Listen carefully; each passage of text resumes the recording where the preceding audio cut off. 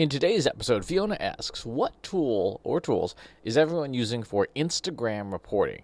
This is a good question, and the answer to it depends on what kind of reporting you're trying to do. Are you trying to report on yourself?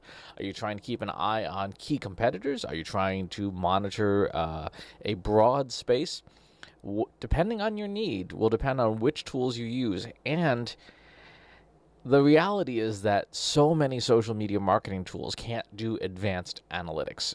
So you may need software even on top of that. So let's go through these use cases.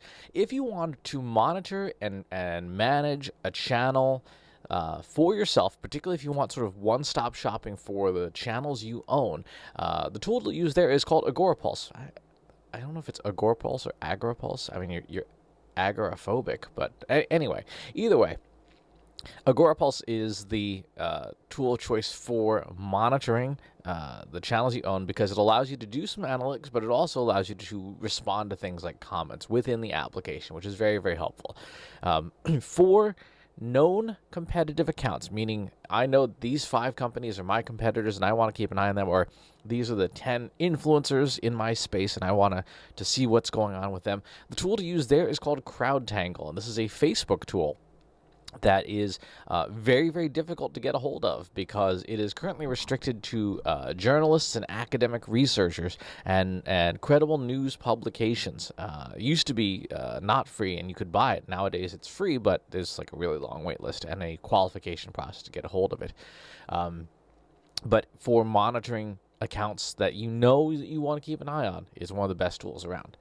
For broad monitoring, when you don't know what you're looking for, other than like a hashtag or a topic or things like that, there are 2 pieces of software I recommend. One is called Brand24, which is a Polish company that has social media monitoring, and their Instagram support is very, very good.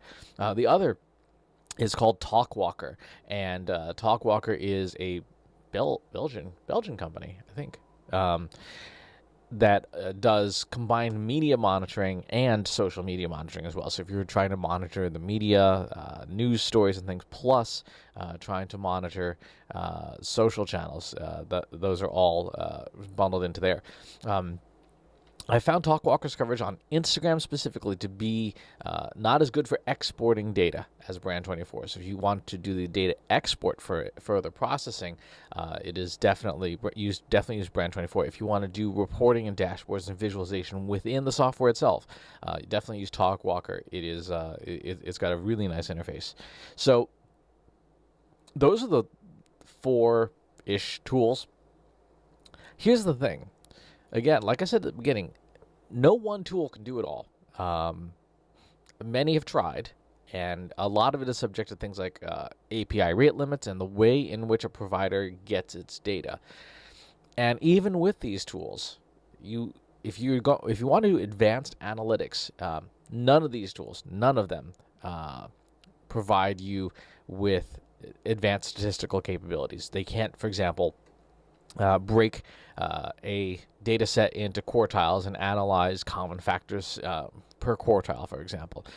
None of them can do image recognition, advanced image recognition. If you wanted to, for example, use IBM Watson's visual recognition service, none of these support that because that's simply not something that they offer right now. So if you wanted to do, for example, what do the top 100,000 Instagram posts of the week have in common? You would need to write that code yourself. All of these tools, particularly Brand24 and Talkwalker, have really good data export. So does CrowdTangle. So you can export the raw data out and then feed that data into other software, either that other commercial providers like the IBM Watson Studio ecosystem, or open source languages like Python and R. If you want to do advanced analytics and say like how many logos appear in the top 100,000 images, that's something that you would have to write custom code for using machine learning platforms. But even the basic statistical stuff, these tools don't do that. And we talked about that recently, and the reason for that is that many software packages don't offer that because the compute time is too long. we are a culture that is accustomed to instant results on this sort of thing. Tap the report button and a report should instantly appear. And if you have to do something that requires, 6 hours of processing to get your answer, people are not willing to wait that long, even if it's a super valuable answer. So, but those are the tools that I use for Instagram reports. Most of the time, we are looking for patterns in data rather than data on any one individual post, and that's why data export capabilities are so important. If a tool does not have good data export, probably don't use it. Like, if a tool does not allow you to just dump a CSV file of the data that you're looking at, it's not a very good tool. And the vendor has something of a vested interest in keeping you on the platform as opposed to letting you move your data around. So just something to look for as you're evaluating software packages. But great question, Fiona. Take a look around at the space, and I know there are many other tools that you can use, but these are the 4 that I found that give me the data that I want in the format that I want it, so that I can do analytics on it and even push it into another system for further analysis or for visualization like Google Data Studio. So great question. As always, leave comments in the comments below. And if you get a chance to, please subscribe to the YouTube channel and the newsletter. I'll talk to you soon.